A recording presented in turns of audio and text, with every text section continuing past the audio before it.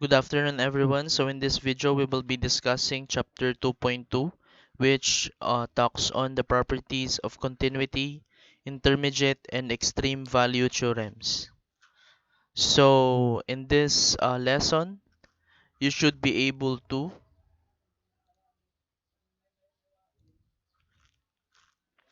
discuss the different properties of continuous functions and illustrate the intermediate value and extreme value theorems. So let's just have first a review of what we have taken up during our previous discussions. So a function is continuous if you can draw its graph without lifting a pen off the paper.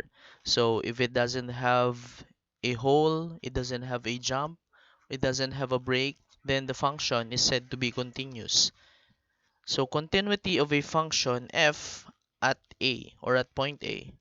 So it requires, so these are the conditions. So first one, f of a exists.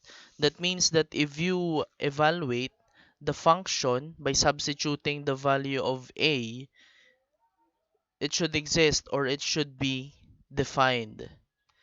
Next one, the limit f of x as x approaches a should exist. So that means that when you take the limit from the left of A and from the right of A, they should be equal to each other for us to say that the limit really exists. And the last one, the limit of f of x as x approaches A should be equal to f of A. So, but if any of these three are not satisfied, that means that the function f is discontinuous at x is equal to A. So, yeah, these are the conditions. So these are just important things to be remembered. So first one, a polynomial function is continuous at every number. So all polynomial functions are continuous at any number. Next, rational functions are continuous at any value except any value which they are not defined. So any value of x which will make the denominator equal to 0, there there is the point na kung saan magiging discontinuous yung function. Pero aside or except from that point, magiging continuous na. Third one, exponential, logarithmic, sine and cosine functions are continuous at every value in their domain. So domain, any values, set of all values for x. Like rational functions, the tangent, cotangent, secant, and cosecant functions are continuous at every number except any number at which they are not defined. Okay? Balik lang tayo doon. So to sum up, itong polynomial functions, exponential, logarithmic, sine, and cosine functions are continuous.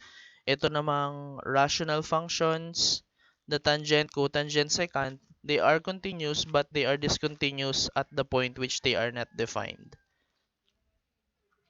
So let's have the properties of continuous functions. So if the function f and g are continuous at a, then f plus g is continuous at a. F minus g is continuous at a. F times g is continuous at a. And f divided by g is continuous at a if g of a is not equal to 0 and is discontinuous at a if g of a is equal to 0. So simply put, the sum, the difference, or product of continuous function is continuous, while the quotient of two continuous functions is continuous at any point at which the denominator is non-zero. So to illustrate, the polynomial function f of x is equal to x squared minus x minus 2 may be considered as sum and difference of three functions. Okay, so itong function na f of x, pwede nating masabi na pwede natin itong i-consider na sum and or difference of three functions. So pwede siyang maging g of x is equal to x squared. This one. G of x is equal to x squared. So ito siya. Pwedeng h of x is equal to x. So this one. So pwede nating masabi na g and h, the functions g and h are difference of functions kasi minus yung nandito. At pwede rin nating ilagay na p of x is equal to 2 constant function which are all continuous. So itong g of x ay polynomial function, h of x is a polynomial function, p of x is a constant function since this is just a constant number.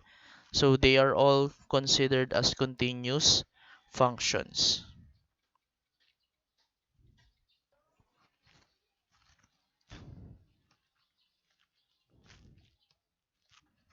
So the same function may also be considered as product of two continuous functions. So itong function na to ay pwede rin nating makonsider as product of two functions. So sabi natin kanina, f times g is continuous at a. So itong example natin na f of x is equal to x squared minus x minus 2 may also be considered as product of two functions because when we factor it out, magkakaroon tayo ng dalawang binomial factors. So this function can be factored out as the quantity x minus 2 and x plus 1. Okay, kapag pinag-multiply natin tong dalawang factors na to, ang result ay magiging itong function na to.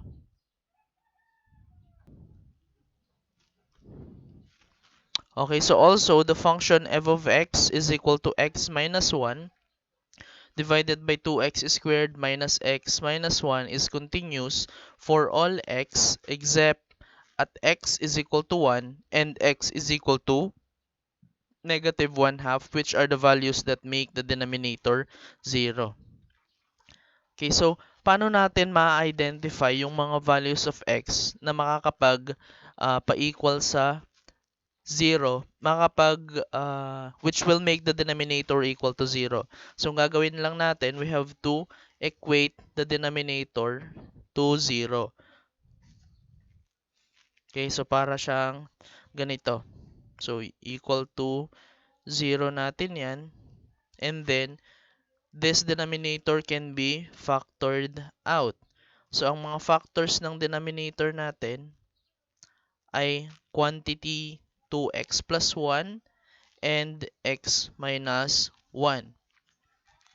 Okay, so i-equate natin both factors to 0. So the first factor, 2x plus 1 is equal to 0. So transpose lang natin itong constant na 1 dun sa right side of the equation. So that will become negative 1. And then divide both sides by the coefficient 2.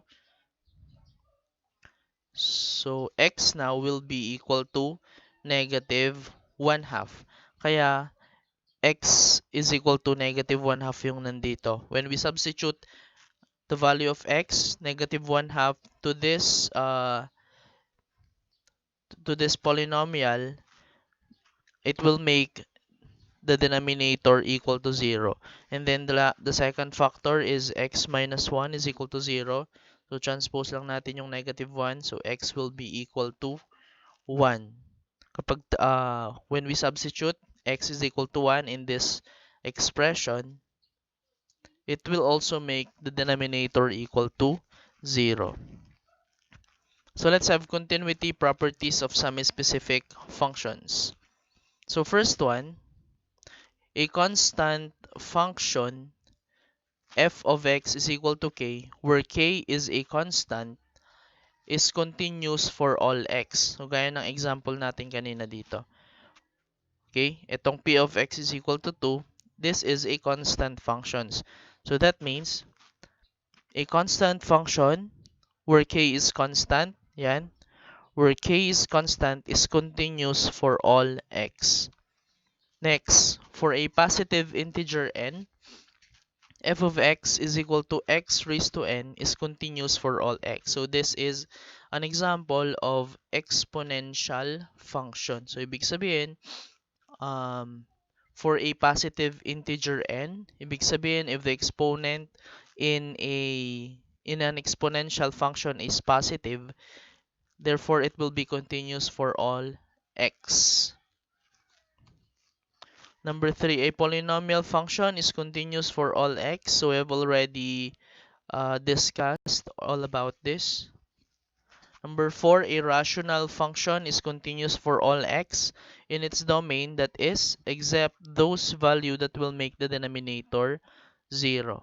So we already know about this one.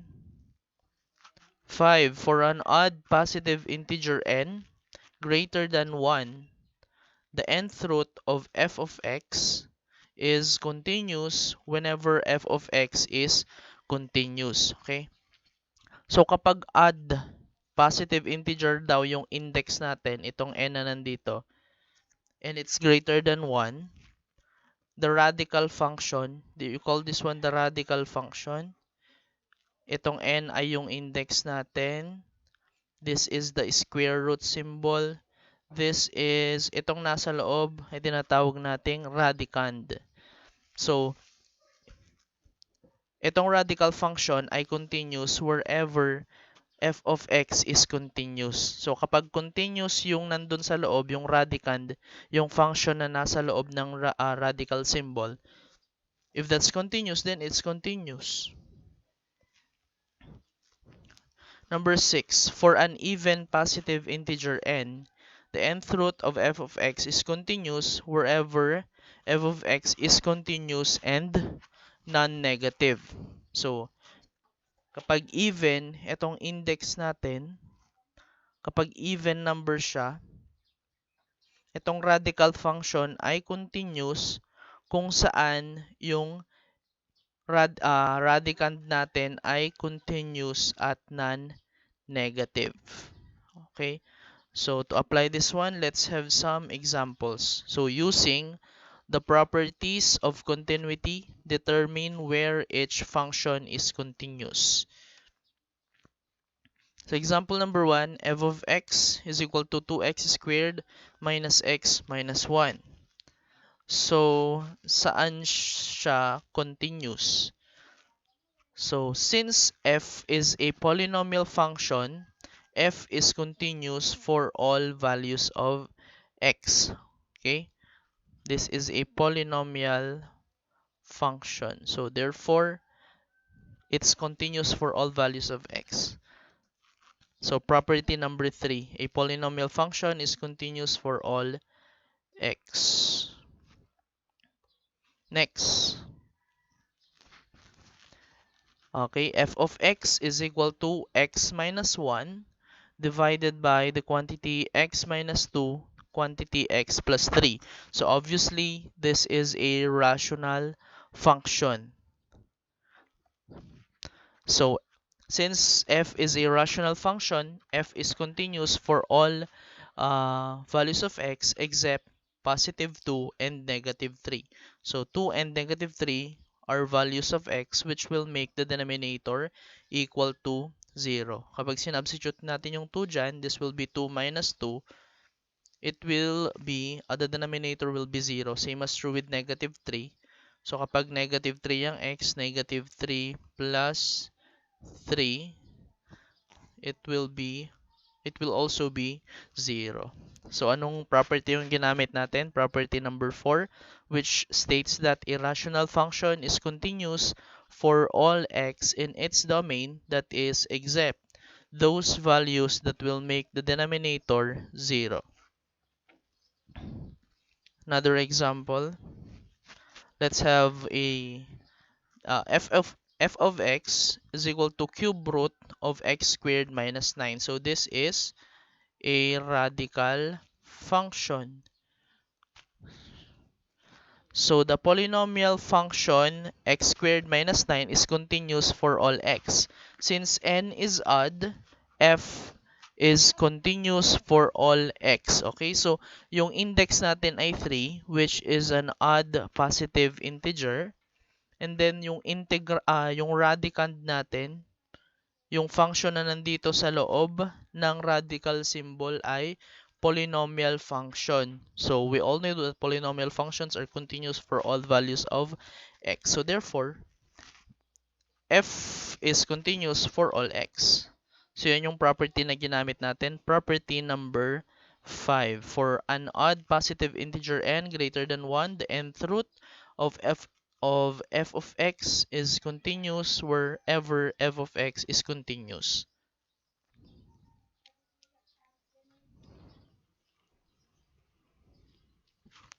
Okay, so let's have another example. So we have f of x is equal to square root of 3 minus x. So this is another example of radical function. And then the index is, so since this is a square root, that means the index is 2. So our n is 2. And then yung function na nandito sa loob, itong function na nandito sa loob is a polynomial function. O sabi dito, the polynomial function 3 minus x is continuous for all x and non-negative for x is less than or equal to 3. So since n is equal to 2 is even, f is continuous for x is less than or equal to 3 or on the interval the negative infinity of numbers up to positive 3. So if we have x is less than or equal to 3, so what we have here are numbers from negative infinity of numbers hanggang dun sa 3 para hindi siya maging negative or it will be non-negative. For example, mas mataas sa 3 yung nilagay natin dito. Kapag nilaglagay tayo ng 4, kapag naglagay tayo ng 3 minus 4, so it will be square root of negative 1. So it will be negative. So f is continuous for x is less than or equal to 3 on the interval, the negative infinity up to 3. So ito yung ginamit nating property. Property number 6, for an even positive integer n, the nth root of f of x is continuous wherever f of x is continuous and non-negative.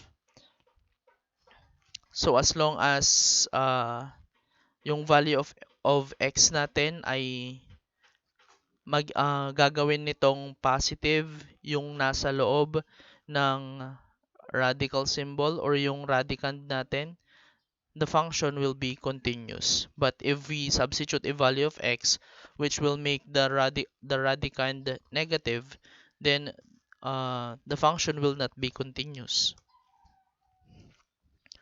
Properties 5 and 6 consider the continuity of nth root of f of x, which is a composition of function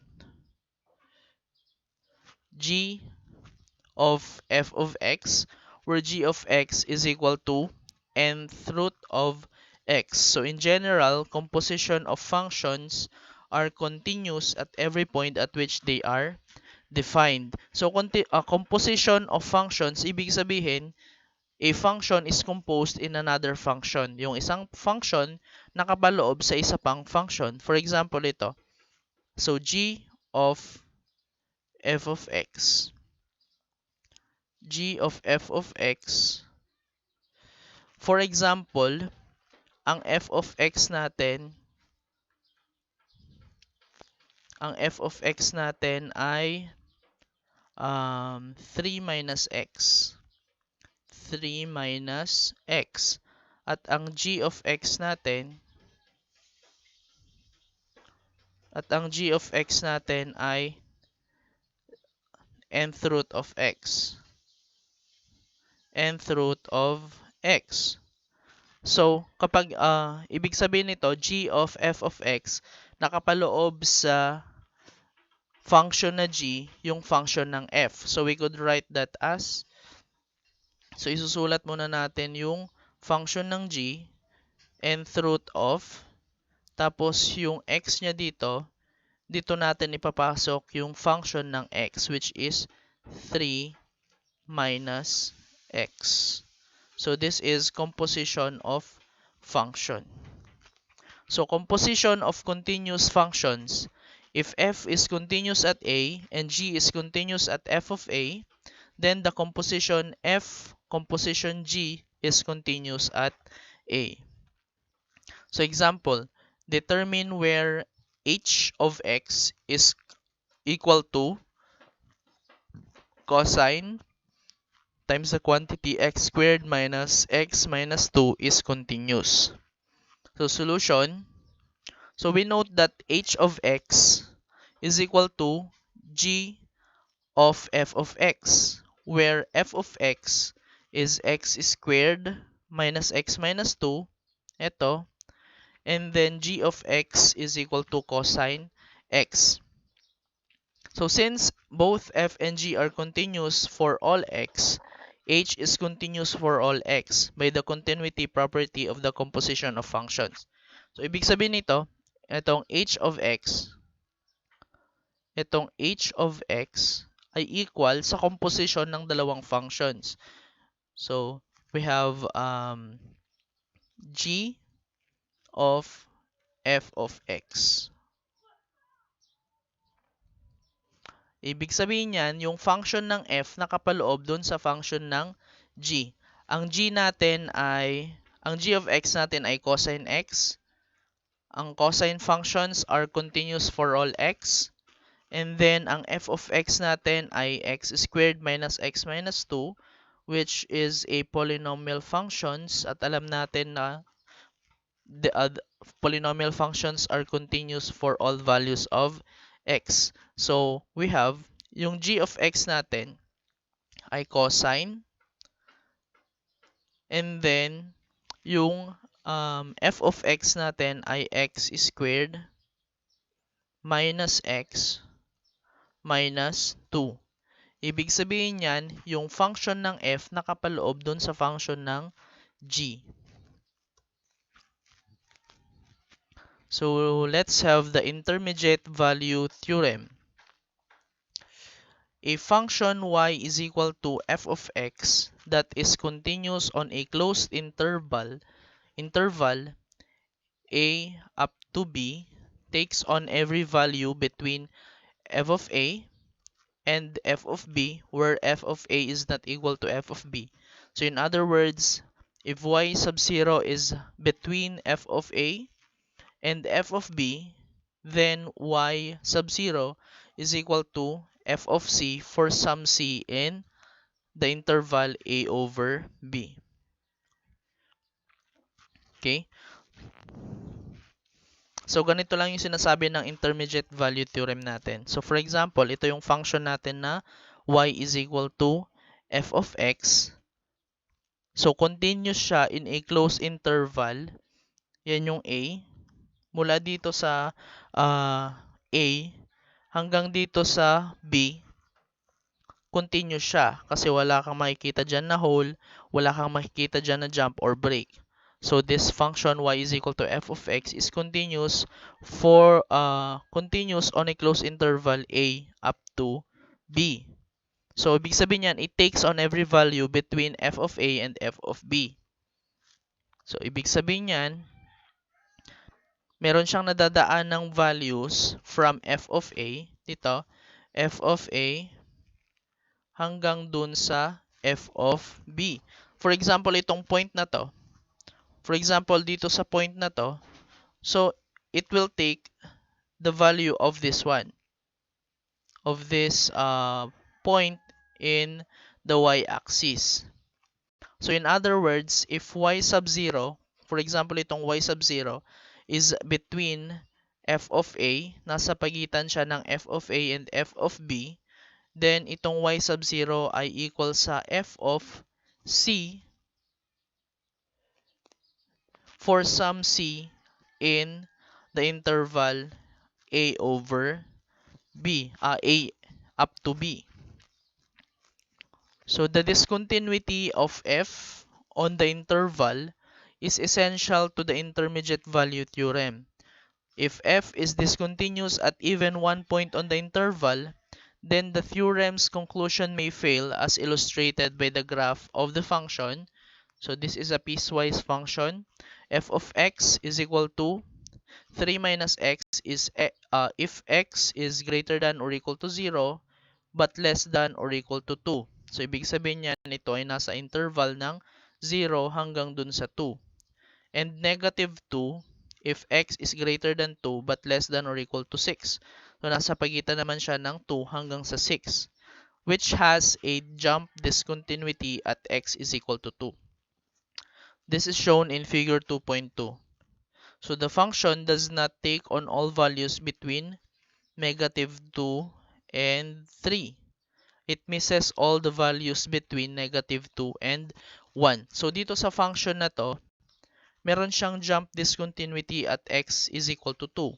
So kung makikita nyo, meron tayong hole dyan. Okay? Open that. So, ibig sabihin, meron kang discontinuity dyan sa tapat niya na x is equal to 2. So, if a function has a discontinuity at even just at one point, so it will fail. The conclusion may fail. The conclusion of the intermediate value theorem may fail. So kung makikita nyo, the function does not take on all values between negative 2 and 3. Okay? So nandito siya, negative 2 hanggang dun sa positive 3. From negative 2, dito tayo sa y-axis. Negative 2 hanggang dun sa positive 3. So kung makikita nyo, hindi niya madadaanan lahat ng values na nandito sa interval na to from f of a to f of b. So saan dyan yung mga hindi niya nadaanan? It misses all the values between negative 2 and positive 1. So wala kang makikita dito sa negative 2 hanggang dyan sa negative 2 hanggang dun sa positive 1. So, ibig sabihin, the function has discontinuity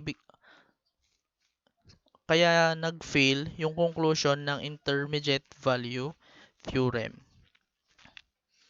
If a function f of x is continuous on a closed interval a up to b, what the intermediate value theorem really says is that a continuous function will take on all values between f of a and f of b. Okay, so look at figure 2.1. If we pick any value y sub 0 that is between the values of f of a and f of b and draw a line straight out from this point, the line will hit the graph in at least one point. Okay? So, ang sinasabi lang naman ng intermediate value theorem, kapag continuous yung function, it will take all values between f of a and f of b. Ba? For example, meron tayong point dyan. And then if you draw, nagdo-draw tayo. For example, if you have a point here, and then if you draw a line straight out from this point, then the line will hit the graph in at least one point. So, ibig sabihin, if the function is continuous, it will take, matatamaan niya lahat yan, it will take on all values between f of a and f of b. So, ganyan po siya.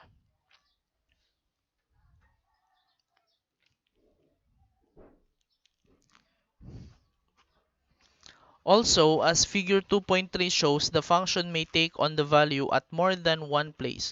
So for example, f of c is y sub 0 and f of t is also y sub 0. Okay?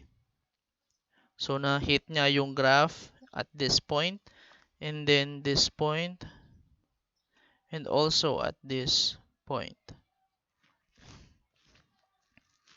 It is also important to note that the intermediate value theorem only states that the function will take on the value of y sub 0 somewhere between a and b, somewhere between the closed interval a and b. It does not state what the value will be, it only states that it exists. So the intermediate value theorem tells us that a function will take the value of y sub 0 somewhere between a and b, but it does not tell us where it will take the value, nor does it tell us how many times it will take the value. Okay? So sinasabi lang ng intermediate value theorem na yung function, dadaanan niya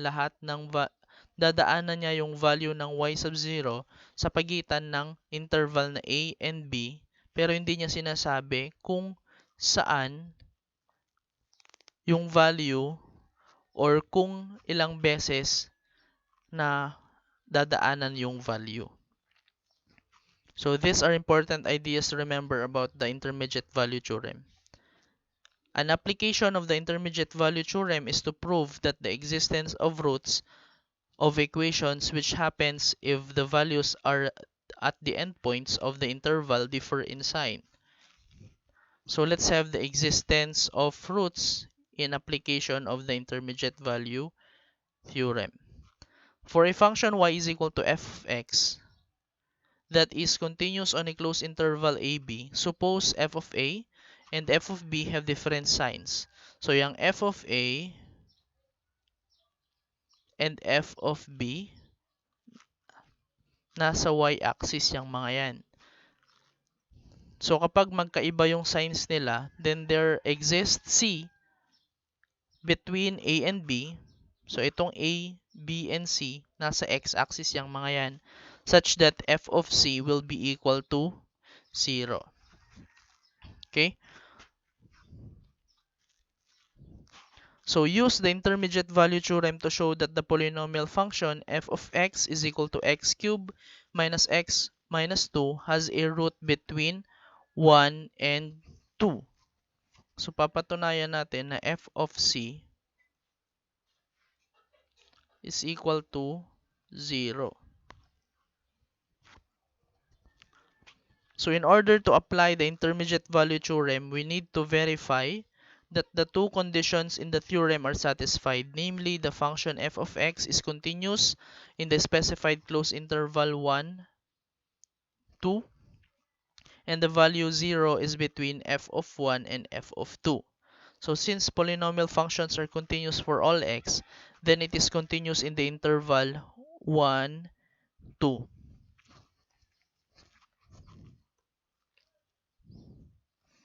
Okay, so now let us evaluate f at 1 and 2. So if f of 1 and f of 2 have opposite signs, then there is at least one real 0 between 1 and 2, that is, there exists c in the interval 1, 2, such that f of c is equal to 0. Okay, so using the function f of x is equal to x cubed minus x minus 2, we obtain, so kapag in-evaluate natin yung function na to,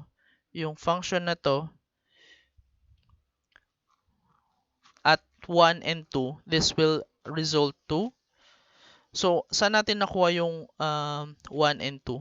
Ito yung closed interval, 1 and 2. Okay, so if we evaluate f of 1, that will be equal to, solve natin, f of 1 is equal to, so x cube yun, so 1 cube minus 1 minus 2. So 1 cube is 1 minus 1 minus 2. So 1 minus 1 is 0. What will be left is negative 2. Negative 2, which is less than 0. And if f of 2, we have, so f of 2 yan. F of 2 is equal to, this is 2 cube minus 2 minus 2. So we have 2 cube is equal to 8 minus 2 minus 2. So 8 minus 2 minus 2 is equal to 4, which is greater than 0. So since nasan na? Since f of 1 and f of 2 have opposite signs, f of 1 is negative, f of 2 is positive, then there is at least one real zero between 1 and 2, that is, there exists c in the interval 1, 2, such that f of c is equal to 0. Okay? Since f of 1 is equal to negative 2 and f of 2 is equal to 4, the sign change shows that the polynomial function has a root between 1 and 2. So this root is actually irrational and it is approximated using a graphing utility as x is equal to 1.5214. Okay?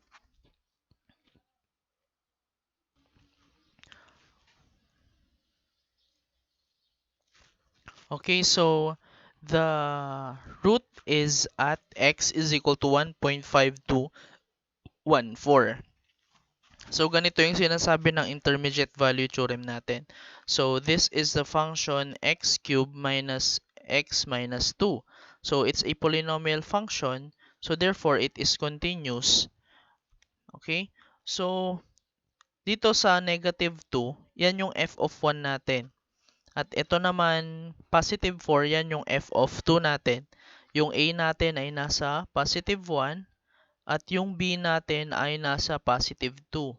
So, ang sinasabi ng um, intermediate value theorem natin ay the function will take all the values between f of a to f of 2. So, ang f of c natin ay 0. So, yung 0 ay nasa pagitan ng negative 2 at positive 4. So, nandyan siya. And then the root is between the interval a, which is 1, and and b is positive 2. So tama tayo na ang c natin ay 1.5214 since it is in between positive 1 and positive 2.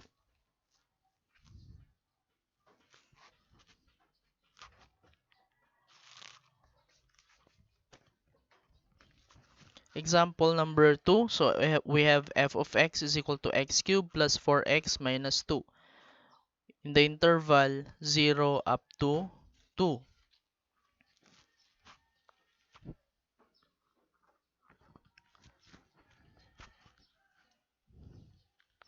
Okay, so first, we have to find the value of f of a and f of b. So, ang a natin ay 0, ang b natin ay positive 2. So, if we evaluate f of 0, we will have negative 2 using this function. And then, if we evaluate f of 2, we will have positive 14. So, ang f of c natin dapat nasa pagitan ng negative 2 at positive 14. So, we already showed that f of a is not equal to f of b. So, ang f of c natin ay nasa pagitan ng negative 2 at positive 14. So, set f of x is equal to 0. So f of x is equal to x cubed plus 4x minus 2. And then x cubed plus 4x minus 2 is equal to 0. So when we input that using our calculator, we will have x is equal to 0.47.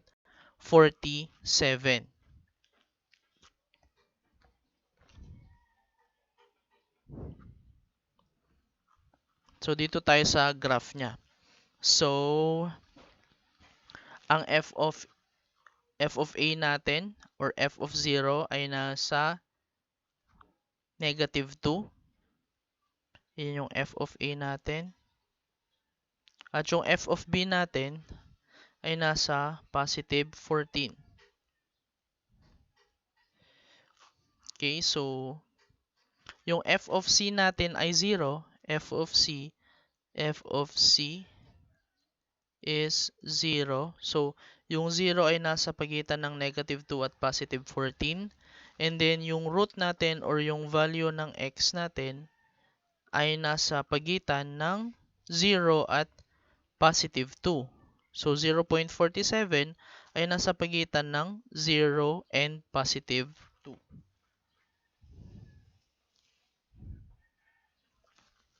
Example number 3. So, f of x is equal to x squared plus x minus 1 in a closed interval 0 up to 5. And then, meron tayong given value of f of c, which is equal to 11. So, verify that the intermediate value theorem applies to indicated interval and find that value of c guaranteed by the intermediate value theorem. So, first, find f of a and f of b. So, ang a natin ay 0, ang b natin ay 5. So, evaluating that, we have f of 0 is equal to -1 and f of 5 is equal to 29. So, ang f of c natin ay equal sa 11. So, yung 11 ay nasa pagitan ng -1 and 29. So, tama lang. F of a is not equal to f of b. So,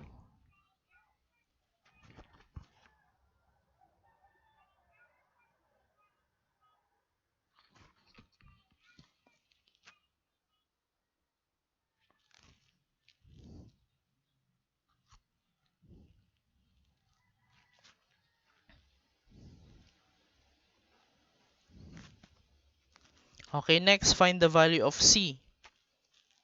So, f of c, ang given na value ng f of c natin ay 11. Next, so 11, substitute lang natin yung 11 dun sa mismong equation natin. 11 is equal to x squared plus x minus 1.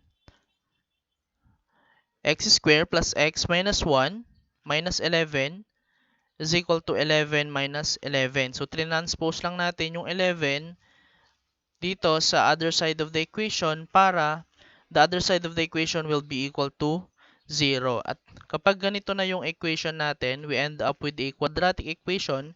We can factor that out. So, ang factors ng x squared plus x minus 12 ay x plus 4 and x minus 4. So, equate both factors to 0. So, we will have the values of x, which is -4 and +3. So, alin dyan ngayon yung pipiliin nating value of x? So, sabi dito, the root should be between the interval 0 up to 5. Is -4 between 0 and 5? No. Is +3 between 0 and 5? Yes. So, ibig sabihin, ang kukunin nating value ng c natin ay 3. So, when we evaluate the function using c is equal to 3, so i-prove natin na yung f of c is really equal to 11 by evaluating c is equal to 3. So, f of 3 is equal to 11. I-evaluate natin dun sa mismong function. So, f of 3 is equal to x squared plus x minus 1. So, substituting 3 with the value of x, we have f of 3 is equal to 3 squared plus 3 minus 1. f of 3 is equal to 9 plus 3 minus 1. So we will have f of 3 is equal to 11, which means that the value of C is really positive 3. Last example, use the intermediate value theorem to show that there is a number C where f of C is equal to 9. So meron tayong given value ng f of C on the interval 0. So that's A up to 3. That's B. Given function f of x is equal to 2x squared minus 3x plus 7. So we have to find for the value of C. Find f of A and f of B. So if we evaluate the function by using x is equal to 0, we will have f of A is equal to 7.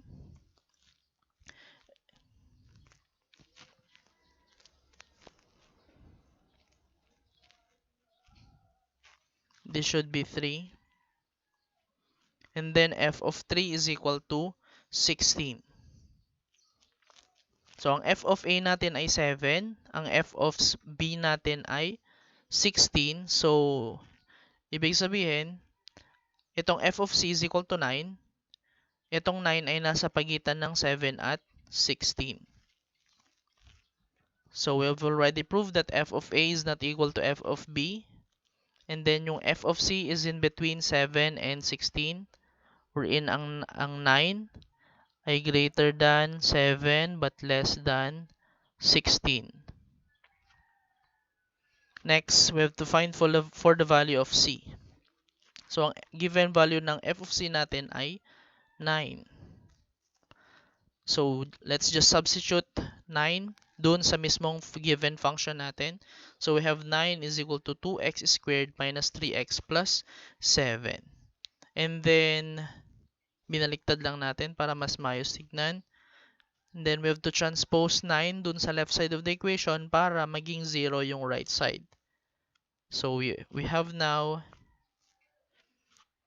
2x squared minus 3x minus 2 is equal to 0. So, meron na tayong quadratic function. So, factor lang natin yan. So, we have the factors 2x plus 1 and x minus 2 both equal to 0. So, equate natin yung first factor, i-equate natin sa 0. We have 2x plus 1 is equal to 0. So, divide both. We have transposed positive 1 on the right side, kaya naging negative 1. And then divide both sides by 2. So we have x is equal to negative 1/2. Next, so yung next factor, x minus 2 is equal to 0. So transpose lang natin yung negative 2. We have x is equal to 2. Ngayon pipili tayo ng appropriate value ng x. Ang sabi dito, dapat yung value na yan nasa pagitan ng interval na 0 and 3. So yung negative 1/2 obviously is not included in that interval. While x is equal to 2, of course, ay nasa pagitan ng 0 and 3. So, which means na yan yung kukunin nating value ng C. So, x is equal to 2. So, therefore, 2 is within the interval 0 up to 3. So, ang C natin ay equal to 2. So, let's prove that f of C is equal to 9. So, we have f of 2 is equal to 2x squared minus 3x minus 2.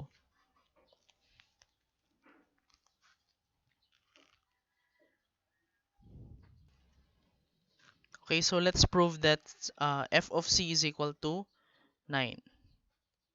So, mali ito. So, i-substitute natin yung value ng C is equal to 2 dun sa function. So, f of 2. So, f of 2 is equal to yung mismong function natin na 2x squared minus 3x plus 7. So, i-substitute lang natin yung value ng C which is 2. So, C is x. So, 2 times 2 squared minus 3 times 2 plus 7. So that will be equal to 2 times 2 square is 4. Negative 3 times 2 is negative 6 plus 7. And then 2 times 4 is 8 minus 6 plus 7. So f of 2 is equal to 8 minus 6 is 2 plus 7 is equal to 9. So therefore, we are correct that the value of C is 2.